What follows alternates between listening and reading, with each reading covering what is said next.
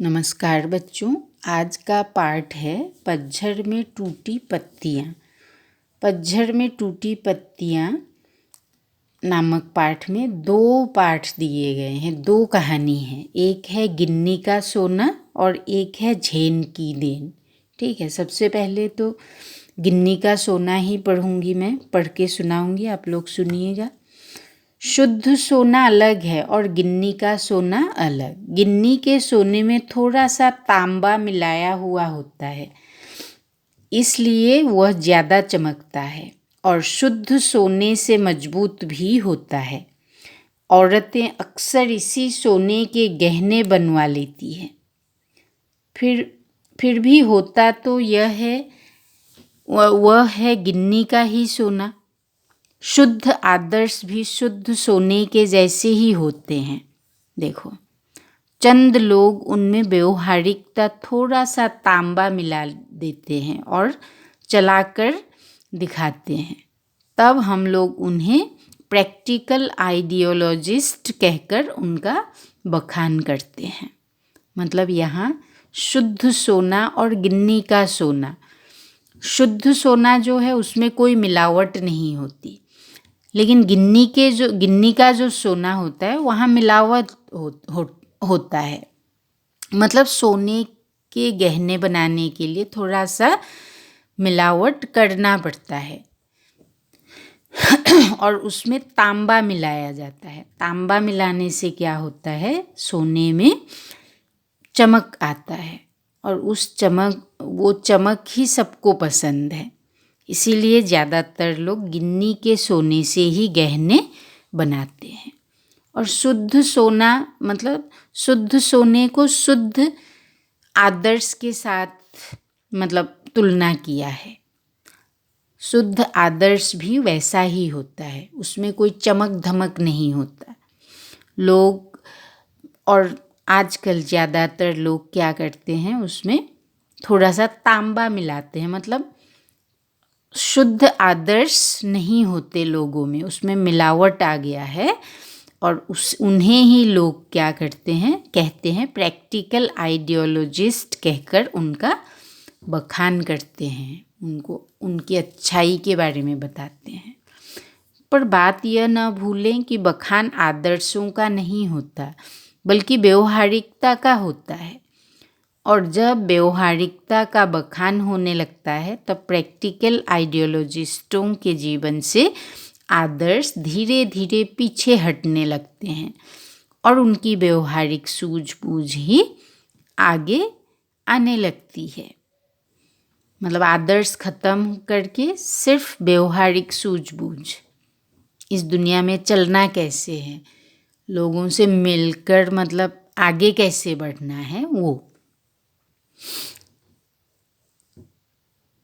हाँ, पर गांधी जी कभी आदर्शों को व्यवहारिकता से के स्तर पर उतरने नहीं देते थे, बल्कि व्यवहारिकता को आदर्शों के स्तर पर चढ़ाते थे।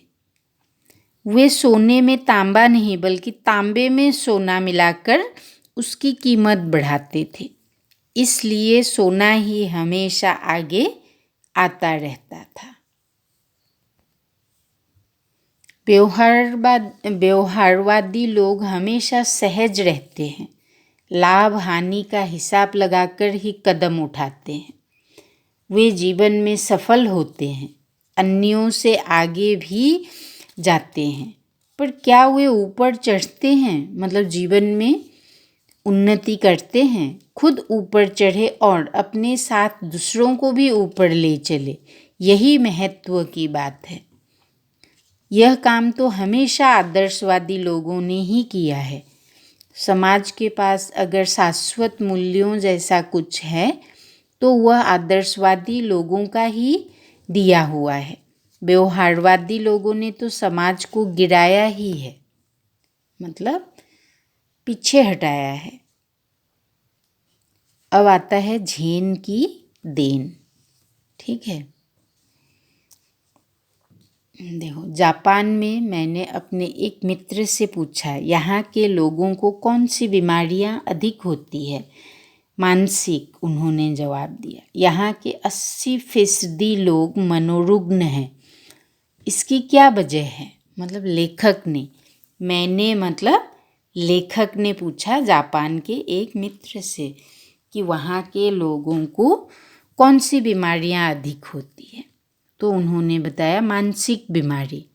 और 80% लोग मतलब 80% लोग मनोरुग्ण हैं, मतलब मानसिक रोगों से ग्रस्त है। इसकी क्या वजह है? मतलब इसका कारण क्या है? कहने लगे हमारे जीवन की रफ्तार बढ़ गई है। मतलब गति, रफ्तार मतलब यहाँ कोई चलता नहीं बल्कि दौड़ता है, कोई बोलता नहीं बकता है। देखो मतलब काम में इतना उलझ गए हैं लोग, मशीन बन गए सब लोग। हम अब अकेले पढ़ते हैं, हम जब अकेले पढ़ते हैं तब अपने आप से लगातार बड़बड़ाते रहते हैं। अमेरिका से हम प्रतिस्पर्धा करने लगे हैं। मतलब प्रतिस्पर्धा मतलब कंपटीशन उनके साथ। 1 महीने में पूरा होने वाला काम 1 दिन में ही पूरा करने की कोशिश करने लगे। वैसे भी दिमाग की रफ्तार हमेशा तेज ही रहती है। उसे स्पीड का इंजन लगाने पर वह 1000 गुना अधिक रफ्तार से दौड़ने लगता है। फिर एक क्षण ऐसा आता है जब दिमाग का तनाव बढ़ जाता है और पूरा इंजन टूट जाता है। यही कारण है जिससे मानसिक रोग यहाँ बढ़ गए हैं। देखो शाम को वह मुझे एक टी सेरेमनी में ले गए, मतलब लेखक को, मुझे ने लेखक को वो मित्र कहाँ ले गए? T ceremony. चाय पीने की यह एक विधि है। जापानी में उसे चा नो यू कहते हैं। देखो चा नो यू। वह एक 6 मंजिला इमारत थी जिसकी छत पर दफ्ती की दीवारों वाली और ततामी मतलब चटाई की जमीन वाली एक सुंदर पर्णकुटी थी। मतलब पर्णकुटी मतलब एक कुटिया जिसमें जो मतलब घास फूस से बना हुआ है। बाहर बेढब सा एक मिट्टी का बर्तन था। बेढब मतलब जिसका कोई डिज़ाइन नहीं है। उसमें पानी भरा हुआ था। हमने अपने हाथ पांव इस पानी से धोए, तौलिए से पोंछे और अंदर गए। अंदर चाजिन बैठा था। हमें देखकर वह खड़ा हुआ, कमर झुकाकर उसने हमें प्रणाम किया, मतलब लेखक और उनके दोस्त को। दोझो, आइए तशरीफ़ लाइए, दोझो मतलब कहकर स्वागत किया। बैठने की जगह हमें दिखाई, अंगीठी सुलगाई, उस पर चायदानी रखी। बगल के कमरे में जाकर कुछ बर्तन ले आए, तौलिए से बर्तन साफ किए। सभी क्रियाएं इतनी गरिमापूर्ण ढंग से की कि उसकी हर भंगिमा से लगता था मानो जय जयवंती के सुर गूंज रहे हो। वहाँ का वातावरण इतना शांत था कि चायदानी के पानी का खदबदाना भी सुनाई दे रहा था। देखो चाय तैयार हुई। उसने वह प्यालों में भरी। फिर वे प्याले हमारे सामने रख दिए गए। वहाँ हम 3 मित्र ही थे। इस विधि में शांति मुख्य बात होती है, इसलिए वहाँ 3 से अधिक आदमियों को प्रवेश नहीं दिया जाता। प्याले में 2 घूंट से अधिक चाय नहीं थी। हम होठों से प्याला लगाकर एक एक बूंद चाय पीते रहे।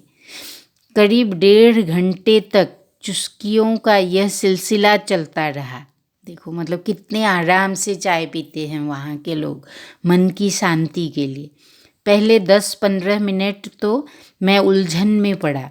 फिर देखा दिमाग की रफ्तार धीरे धीरे धीमी पड़ती जा रही है। थोड़ी देर में बिल्कुल बंद भी हो गई। मुझे लगा मानो अनंत काल में मैं जी रहा हूँ। यहाँ तक कि सन्नाटा भी मुझे सुनाई देने लगा। अक्सर हम या तो गुजरे हुए दिनों की खट्टी मीठी यादों में उलझे रहते हैं या भविष्य के रंगीन सपने देखते रहते हैं। हम या तो भूतकाल में रहते हैं या भविष्य काल में। अब भूतकाल और भविष्य काल तो आप लोगों को पता ही है। भूतकाल मतलब गुजरा हुआ दिन और भविष्य काल मतलब आने वाला समय में होने वाला, मतलब आने वाला समय। असल में दोनों काल मिथ्या है। एक चला गया है, दूसरा आया नहीं है। हमारे सामने जो वर्तमान क्षण है वही सत्य है, उसी में जीना चाहिए। चाय पीते पीते उस दिन मेरे दिमाग से भूत और भविष्य दोनों काल उड़ गए थे। मतलब लेखक इतने शांत हो गए वहाँ जाके कि उनको पता चला भूतकाल और भविष्य काल का कोई मतलब नहीं है मनुष्य के लिए। मनुष्यों को वर्तमान में जीना चाहिए। केवल वर्तमान क्षण सामने था, मतलब वर्तमान का समय, क्षण मतलब पल, और वह अनंत काल जितना विस्तृत था। देखो, जीना किसे कहते हैं उस दिन मालूम हुआ। झेन परंपरा की यह बड़ी देन मिली है जापानियों को। ठीक है बच्चों, आप लोग समझ गए होंगे।